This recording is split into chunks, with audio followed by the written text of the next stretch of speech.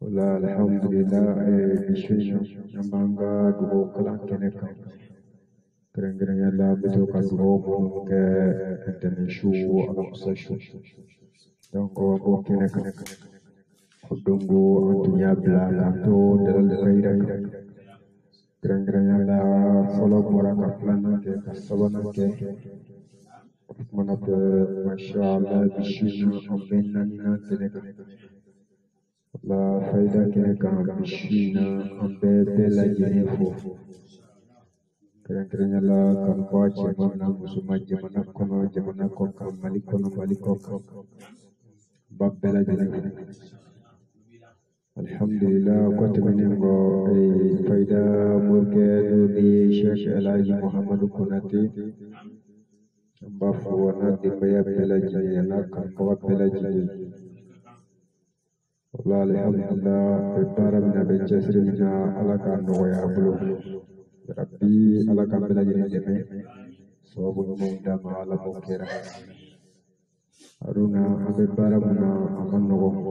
Abadil Allah subhanahu wa ta'ala fi dini barale amul alaka noya alaka dini deme alaka deme nogo deme Rabbi alaka ami anga dine la silakelo alaka bene sabati Kirakan ko sallallahu alaihi wasallam wala alhamdulillah shina faida keneka ambina sese kado faida wala kono kereng-kereng la o kitab kele bambulu de kitab dalal khairat dungo shufe antunye salatu sahabi lil kalki nuru wa rahmatul lil alamin zuhruhu ayali baraka dungo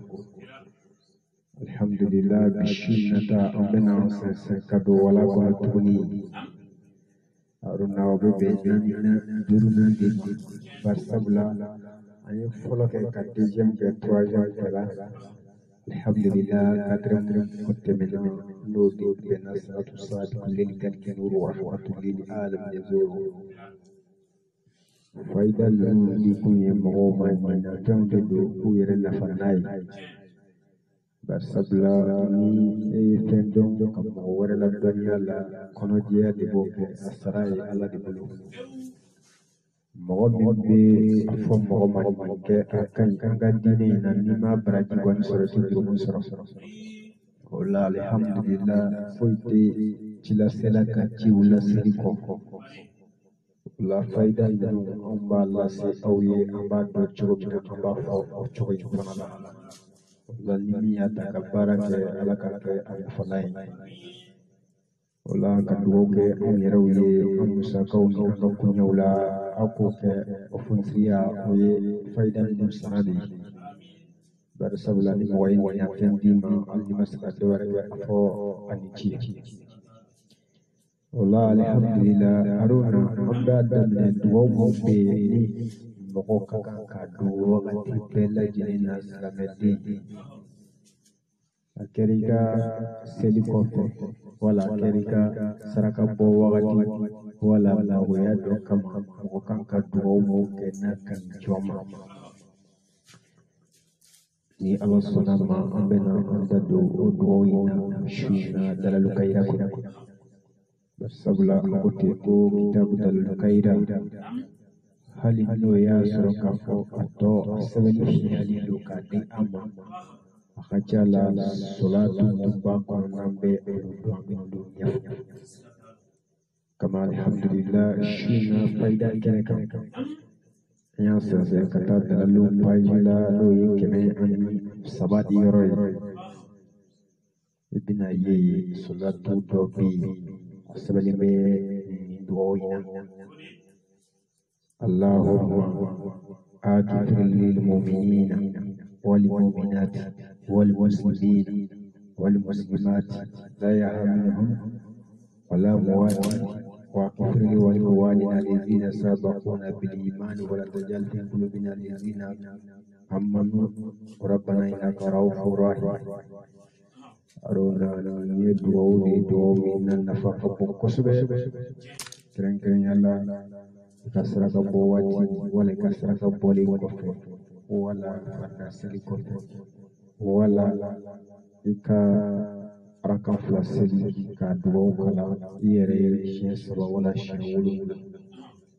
a kɔrɔ bɛ di ala tigi ala subhanahu wa ta'ala yafa ma yafa yi yafara i ka limaniya jɔn ma muminu silamɛ cɛman na muso ma mɔgɔ limaniyalen cɛman na muso ma silamɛ cɛman na muso ma ala an b'a deli fɛ ni e y'anw fara ka hinɛ an na e ka mun fara i kanubagabaw kan nin do ka limaniya jidi an na ala b'a deli fɛ kana fɔ ka sɔrɔ i ma limaniya jidi an na ka sɔrɔ i ma yafa an ma wa ala b'a deli fɛ kan kanu an tigi ala e de bɛ hinɛ wa e de yafa masa e de bɛ hinɛ لا الحمد لله أرنا اللهم اغفر للمؤمنين والمؤمنات والمسلمين والمسلمات لا يحرم ولا موات واغفر لنا ولإخواننا الذين سبقونا بالإيمان ولا تجعل في قلوبنا إلا الذين آمنوا ربنا إنك رؤوف رحيم دعوة أخف قصبه نفق دبالا barsabula ni e y'ale kalan fɛn caman ba de b'a kɔnɔ e bɛ min sɔrɔ barsabula limaniya ala ka yafa silamɛ ɲumanya n'i kɛra cɛ ye i cɛw ta ɲɛyɔrɔ sɔrɔ n'i kɛra muso ye i bɛ musow ta ɲɛyɔrɔ sɔrɔ o la i ka ɲɛnamaya ala bɛ a sinsin i ka ɲɛnamaya sinsin i ka saya o b'a sɔrɔ yafa sɔrɔli b'i fɛ i bɛ kɛ ala kan i bɛ kɛ ala ɲɛsiranɲɛbaga ye i bɛ kɛ limaniya jɔn ye wa ala b'i sɔn kanu na minnu limaniya na o la limaniyabaw ka kanu i b'o sɔrɔ an tigi ala subhanahu wa ta'ala de ye masa ye masa min n'a bɛ hinɛ wa a bɛ yafa a ka hinɛ ka bon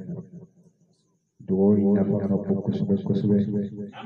barisabula an ka mɔgɔ caman bɛ yen i b'a jateminɛ n'an tilala seli la an bɛna dugawu jumɛn kɛ wala an kan ka dugawu jumɛn kɛ n'i b'an ka limaniya sabati an kan ka dugawu jumɛn kɛ min bɛ se ka kɛ sababu ye ala bɛ yafa an ma wala an ka saraka bɔ waatiw la donc y'o dugawu de ye haruna n'i ye dalilu kayira salatu ta k'a lajɛ a bɛɛ lajɛlen ye kabakow de ye bɛɛ lajɛlen ye kabakow de ye o la alhamdulillah an bɛ segin salatu ka dugawu kan k'a fɔ tuguni اللهم اغفر للمؤمنين والمؤمنات والمسلمين والمسلمات لا يحزنهم ولا موات واغفر لنا ولإخواننا الذين سبقونا بالإيمان ولا تجعل في قلوبنا إلا الذين آمنوا ربنا إنك رؤوف رحيم الحمد لله أرونا كنت منكو أمبولينكو ودوينا salatu dɔwɛrɛ fana bɛ yen an b'a sɛnsɛn ka taa o salatu in na ale nafa ka bon kosɛbɛ kosɛbɛ kosɛbɛ haruna an y'o de fɔ ko dalilu kayira a nafa ka bon parce que salatu barikalenw de bɛ ale kɔnɔ kosɛbɛ o la salatu an b'a fɔ dalilu kayira kɔnɔ haruna ka ca la ni mɔgɔ min banbana kan i bɛ nafa sɔrɔ a la an b'an sɛnsɛn an bɛ taa salatu kama pour que faamuyaw ye sɔrɔ a la alhamdulillah salatu in filɛ haruna allahumma wa ati sayyidina muhammadan makama mahamuda allazi wadwaitahu allazi izi kala sadaqatuhu wa idha salu ataitahu haruna ni dugawu yan bɛ segin a kan tuguni allahumma wa ati sayyidina muhammadan makama al-mahmuda allazi wadwaitahu allazi idh qala sadaqatahu wa idh sa'ala ataitahu la alhamdulillah haruna ni mago b'a la ka ni salatu tuguni bɛ ara kan fila seli arakan fila in b'i jija sura fɔlɔ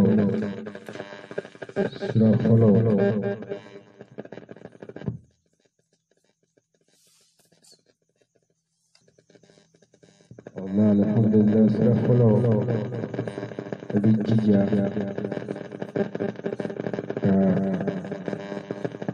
ina baina kalka usrafa samira kika wajha nashan yakulantar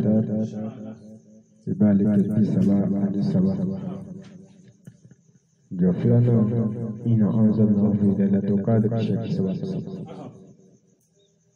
salamu alaikum fi astaghfirullah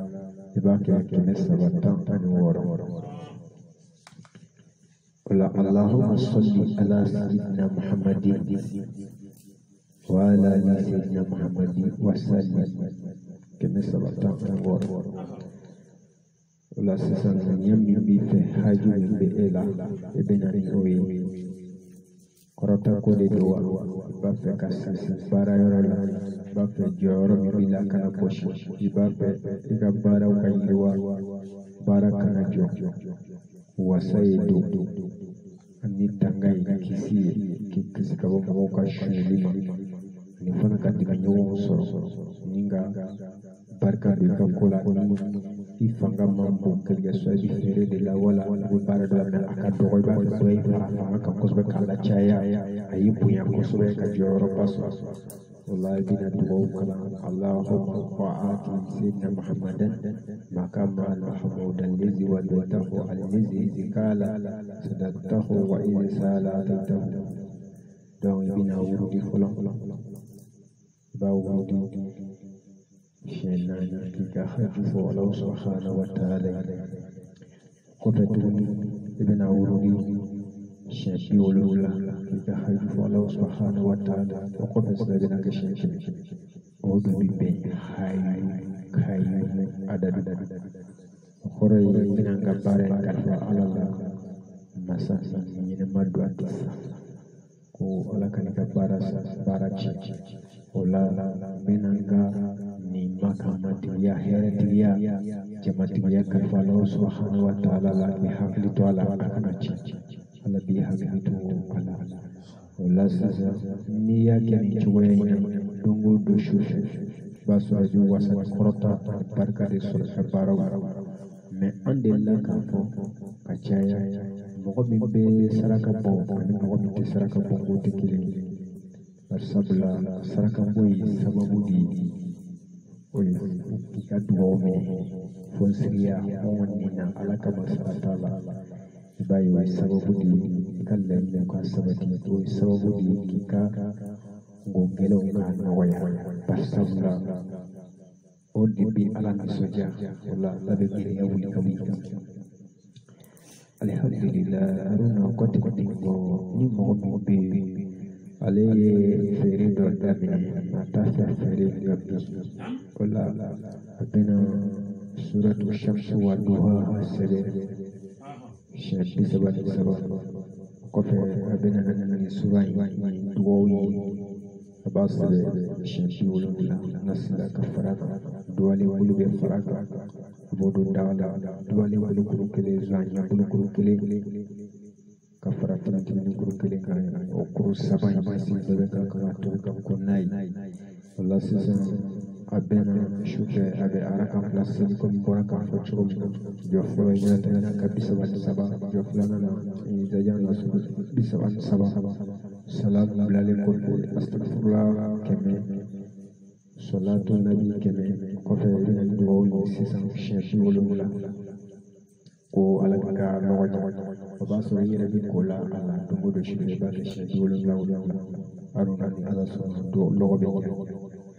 ko taminingo alhamdulillah mo bi fana mako be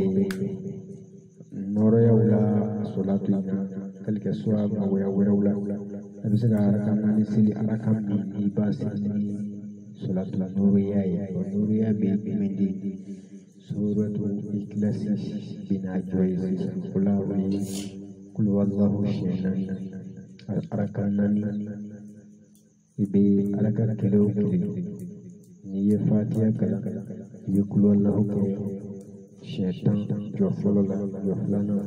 fatiha ko fe kul wallahu shay'an atahiya kala kawuli josabana kul wallahu ke fatiha ko fe shay'an josnani na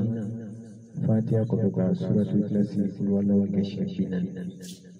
Allah salamu alaikum wa astaghfirullah kene salatul nabi kene. Wa kofe sisan kam mo ya ni Allah subhanahu wa ta'ala. Ibi soro kana ni dugo kala dugo mi ambora ka sisan.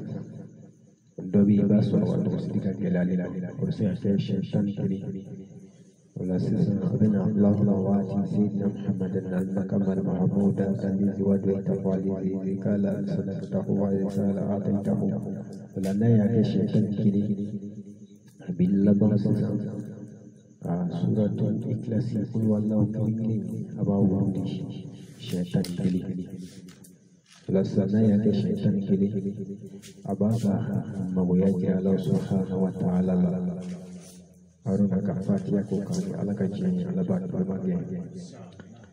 alhamdulillah o matini ngo duwo wore fana bi ni ala ka jeni dalal kayra ko ay min fana nan la fa kabu ko sube la alhamdulillah ba sa se kata ay duwo kama ni ala ka jeni la alhamdulillah o salatu de dalal kayra ko ni an fa kabu dalalu kono anya fati ko salatu tuba ko ga na fa kabbo o dalalu kayra ga salatu be la jiri na fa kabbo wala alhamdulillah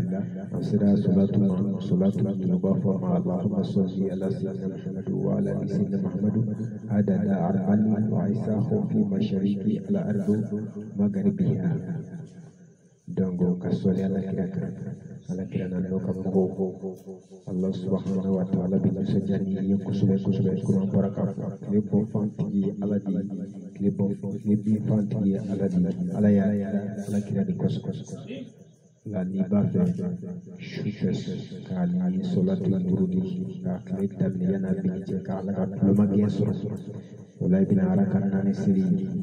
nani bisir chogoti basir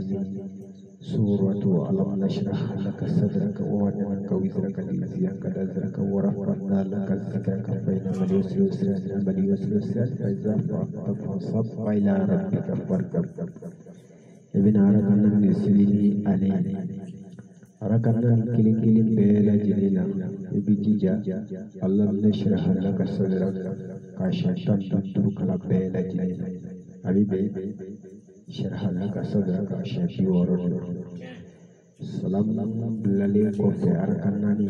أستغفر الله باقي شافي ورد اللهم صل على سيدنا محمد وعلى آل سيدنا محمد وسلم شافي ورد وكوفي ibika mkoini Allah ibina do salatu wala de kono sisa no di Allahumma salli ala sayyidina Muhammadin wa ala ali sayyidina Muhammadin adada amali wa la hasahu fi mashariq wal ardi wa magharibiha ibina do kono sisa ibika mako lai akala ni ko fishikili ibika mawoya ya Allah ba fe sini soyuru de belno bonjuru de belno baloko de belno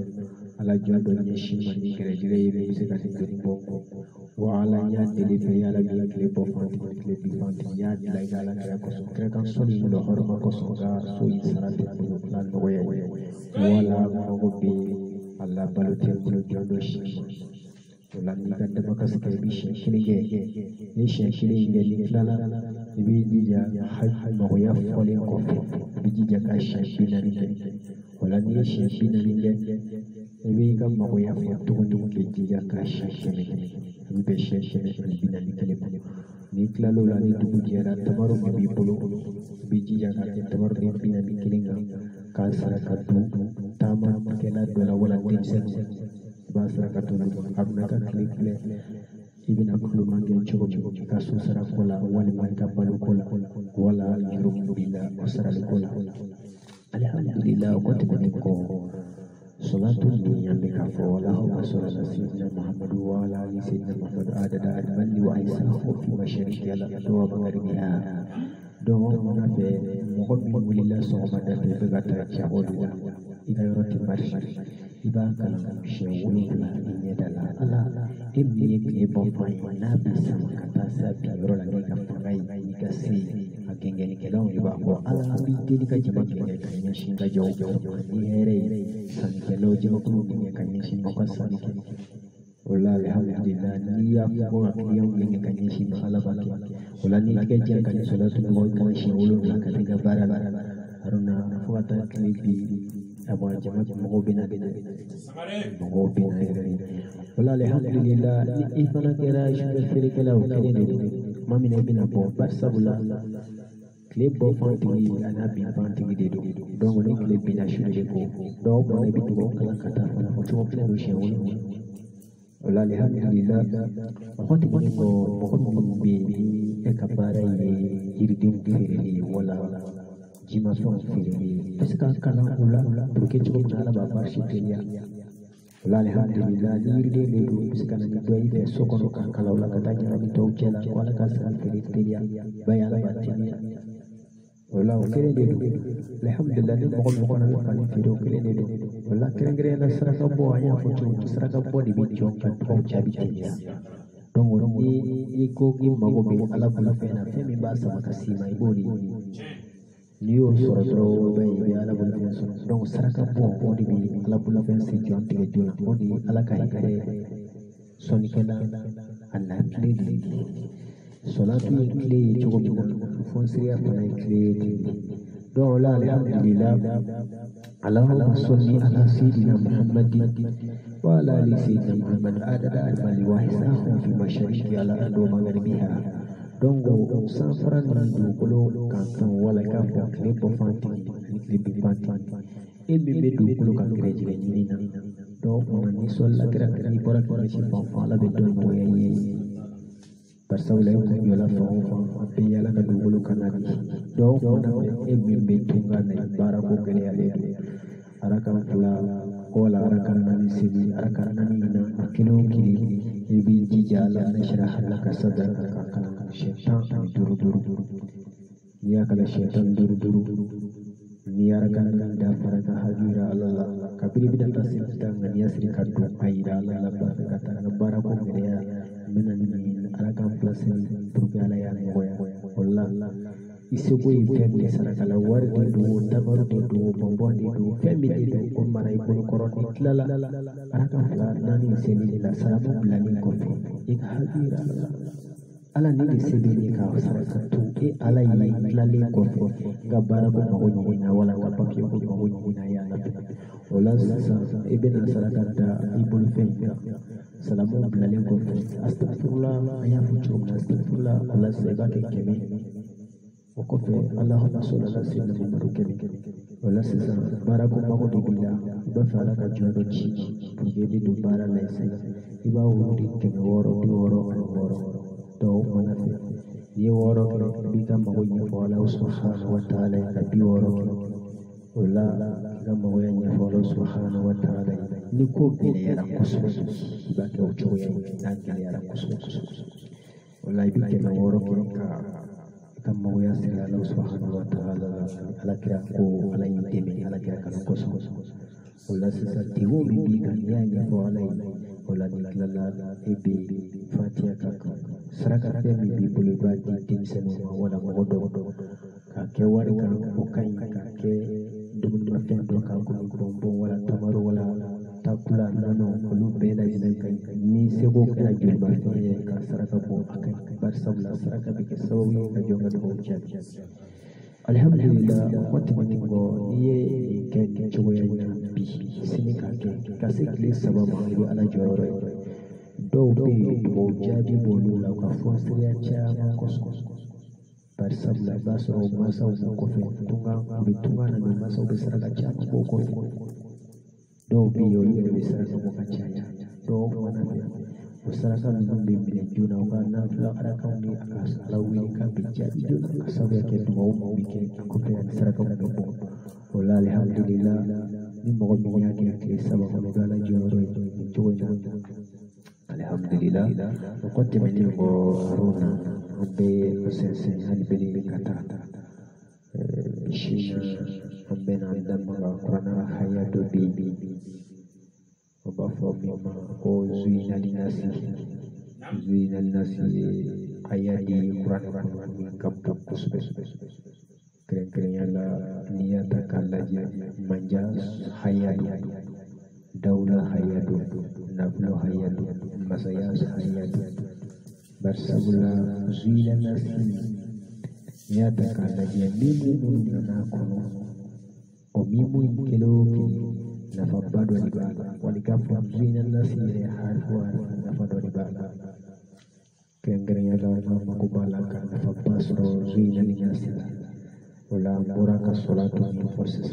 no de Allahumma salli ala sayyidina Muhammad wa ala sayyidina Muhammad ada dari bali wa isawu fi masyariqi ala ardi wa magharibiha wala ibn asbe suma juna fay fa zina nasi sebe shewulula ka salatu ke shewulula ka farhaya ka wala saidi ko nasi yola suma dakilu kasraka haya di salatu ka shewulula kasraka zina nasi ka shewulula ka ni bitake faili fe yake domina ni yako faili wala simsala sili ibo take shewulula simsala senta ga wulula ka zina nasi ka shewulula lazara senta bino ka shewulula fitri senta ibo ka shewulula sabbo simsala shewulula dado ni bina afanya faili bake shewulula zina nasi shewulula salatu bi shewulula fairo aruna ni senen ngilin soro o kan kasro bi kula ni nasi ala bina dawla kima ala korotati abi seyni la kura bi habisi barsabula ali jona farako jon kolila obaso ala kasoni ni ala kasoni nani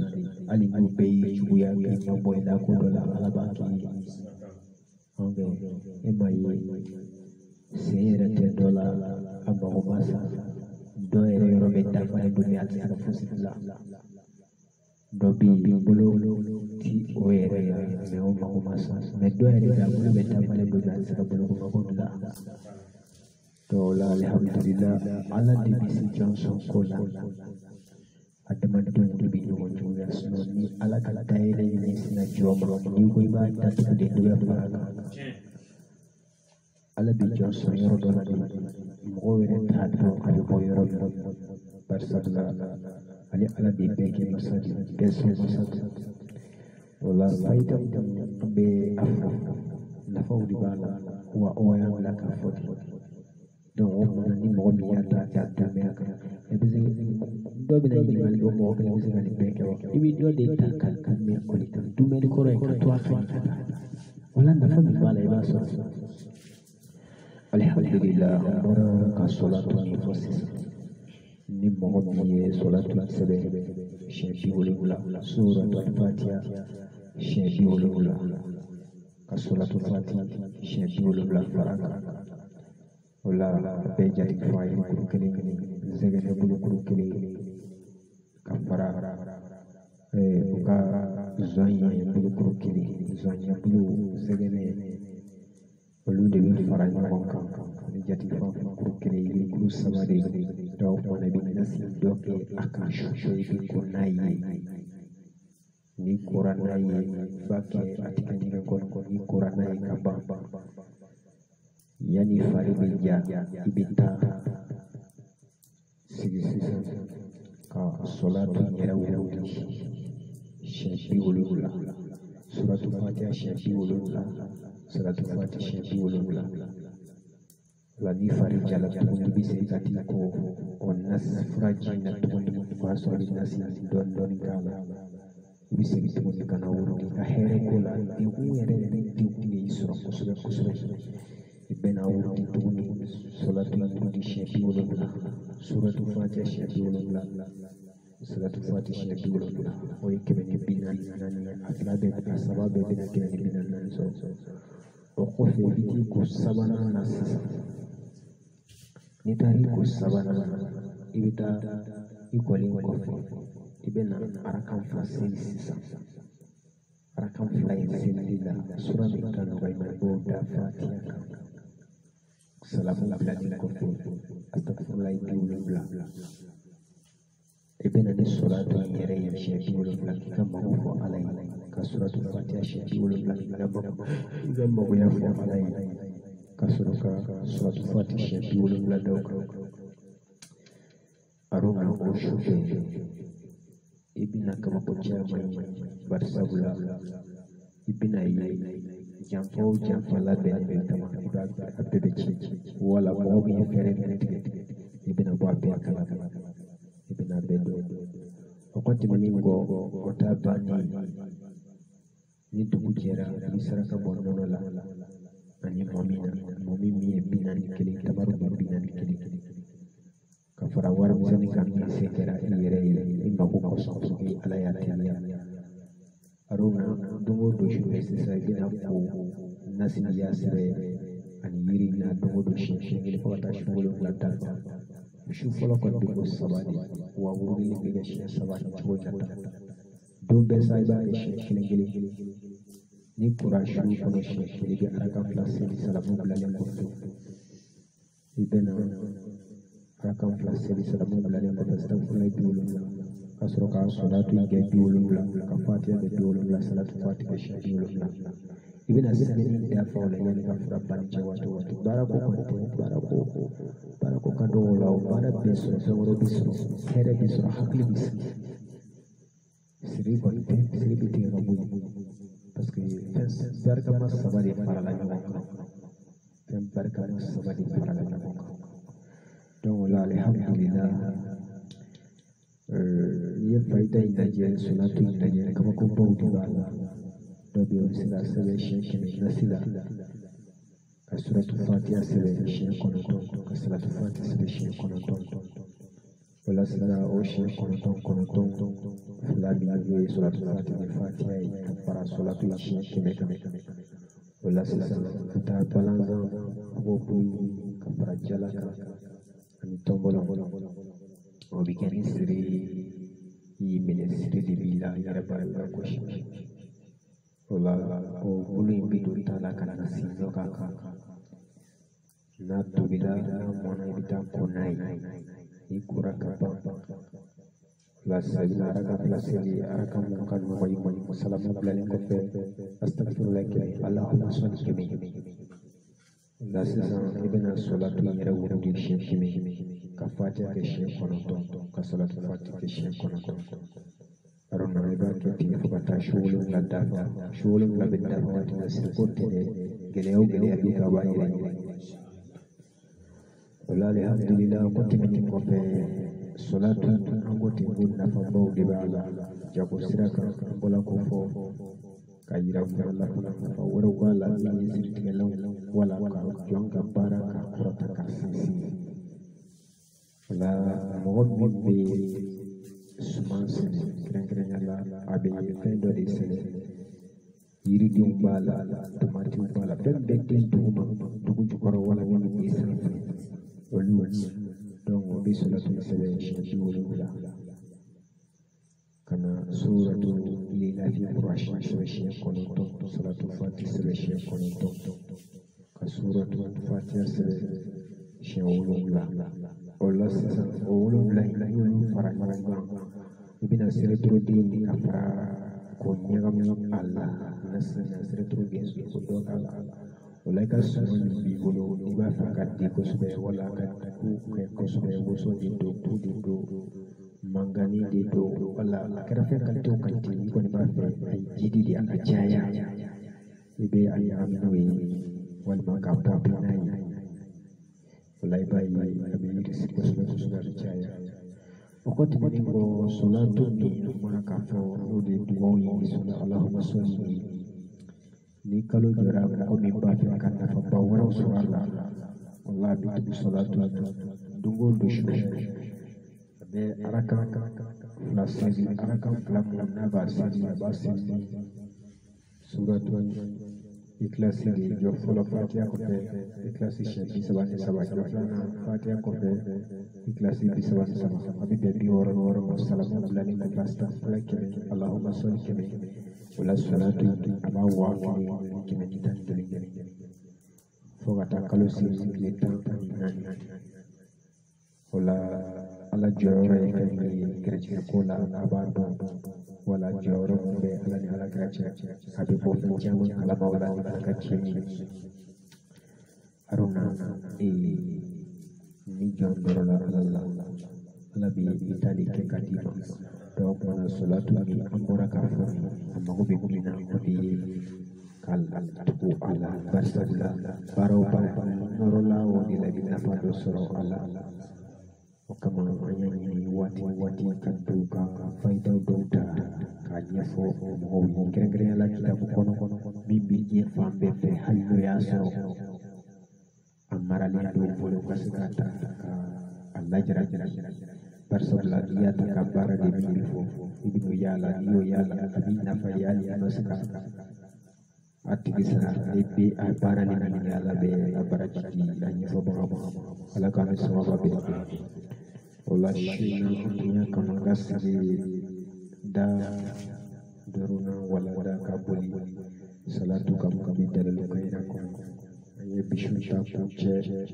salatu ina o de ye alahuma sallallahu alaihi wa sallam muhammadu wa ala sayyidina muhammadu adada wa isa fi mashariki ala ardi wa magharibiha an ye bida la o de kan n'ala y'a si jɔ o waati na taw kɔnɔ salatu fayida kɛnɛ kan inshallah an bɛna caman wɛrɛw fɔ a ye ka yira u la k'a fɔ salatu min an b'a fɔ nafa de b'a bɛɛ lajɛlen na dalilu ka yira kɔnɔ a bɛɛ lajɛlen n'a taa sira don barisabula an ye salatu jateminɛ k'a ye ni an bamanan minnu kan a ka ca la ŋaniyaw bɛ jigi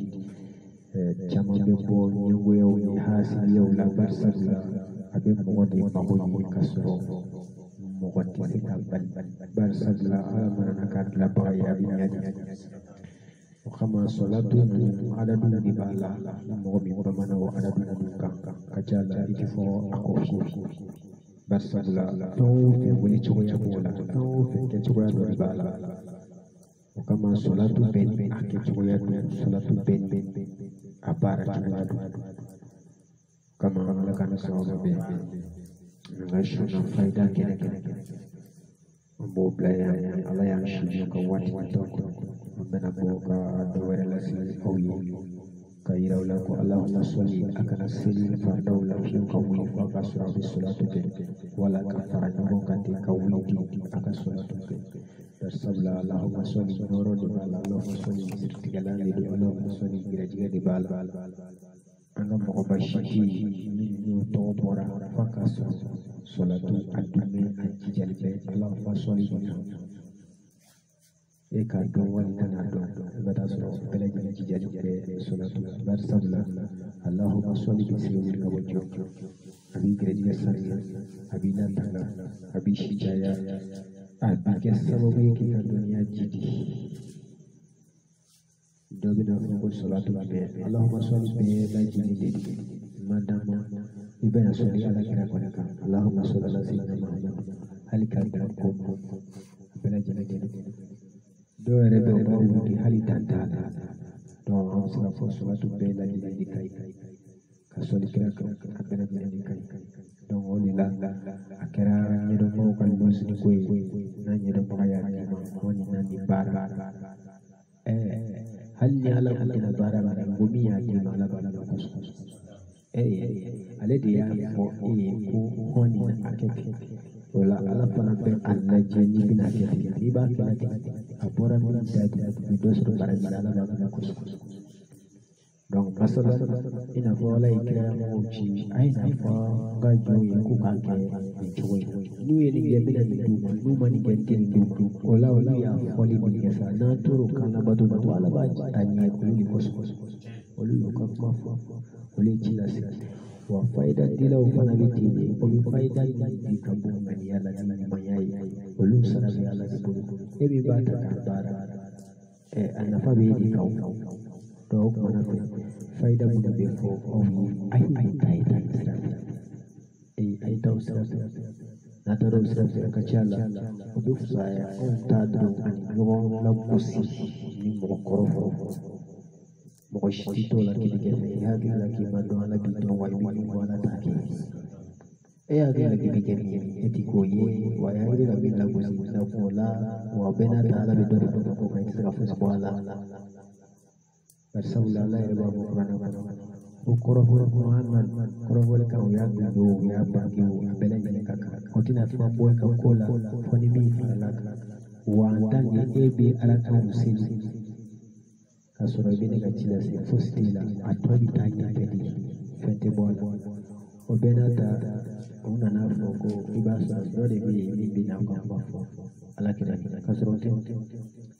ala ya ni na mana ba da ala ko ne kira ayi ala kira ni la akamari agla la akamari do ya la kira akamari anga shi wani ba nan karam ala yi la akamari note ambi ni mun ni koroma tigal mu ke wala ka do ya wani ke ini ya ta kallaje ita na ko shi do te fomi ko abi do yo fo be ko ika do wali kana abi fo be ko bela ji be ko ko wa bo lobu si ko bi nam ti ala ta de na ke ala ta bitanya be di mani ala ta te anni be ko ba kan be la be la ba ci de la do mana ala ka ke ala ta na so manda ala kan bela ji la wasa ala ka boda kan sigos na ko here ala ko kan ala kan la wasa amadu wa mo gela gela li ala bulo basawla ko ko be ala mo ni wala men li ala bulo do mana wala li mo ba ke ansira ke to la masa ke to la kan la kira kan ko sallallahu so madama kira kan ko sallallahu rasul wala alhamdulillah bishina namanga duho kala kene kan keren yalla beto ka duho mo ke entene shu ala usashu donc ko kene kan kudungu antunya blala to dalal khaira keren yalla follow moraka plana ke kasabana ke mana ke masyaallah bishina ambenna na kene la faida kene kan bishina ambe bela jenefo keren yalla kan ko ache mana musuma jamana ko kan maliko kan babbela jenefo alhamdulillah ko temenengo faida murke di Sheikh Elaji Muhammadu Kunati bafu wana di baya bela jina kan ko bela jina wallah alhamdulillah para mina benche sirina ala kan no ya bulu rabbi ala kan bela jina deme so bu mo dama ala mo kera aruna abe para mina amon no abadala Allah subhanahu wa ta'ala ke dini barale amul ala kan no ya ala ka dini deme ala ka deme ko deme rabbi ala ka anga dine la sila kala wala ka be sabati kira kan ko sallallahu alaihi wasallam wala alhamdulillah shina faida keneka ambena se kado faida wala kono keren la o kitabu kele babulu wala de kitabu dalal khairat dungo shufe antunye salatu sahabi kelili kalki nuru wa rahmatul lil alamin zuhruhu ayali baraka dungo alhamdulillah bishinnata ambena se kado wala kono tuni aruna obe nina duruna de barsabla ayo folo ke deuxième ke troisième ke la alhamdulillah quatrième kote men no de bena salatu sahabi kelili kalki nuru wa rahmatul lil alamin zuhruhu faida lu di kunye mo mai na tamde do ku yere na fanai barsabla ni fendon kam wala la dunya la kono jiya di boke asarai ala di bulu mo be afo mo mai ke akan kanga dine na ni ma braji wan soro ti do soro wala alhamdulillah foite chila sela ka ci wala siriko la faida inu amba la se awye amba do choro bi amba fo choro yona la limia takabara ke alaka ke alfalai wala ka duoke on yarawye on musa kauni ka kunyawla aku ke ofunsiya oye faidan dum sanadi bar sabula ni mo wayni ya fendima alli masakati wara afo anici wala alhamdulillah haruna abda damne duwo mo be ni moko kaka ka duwo wakati bela jinina salamedi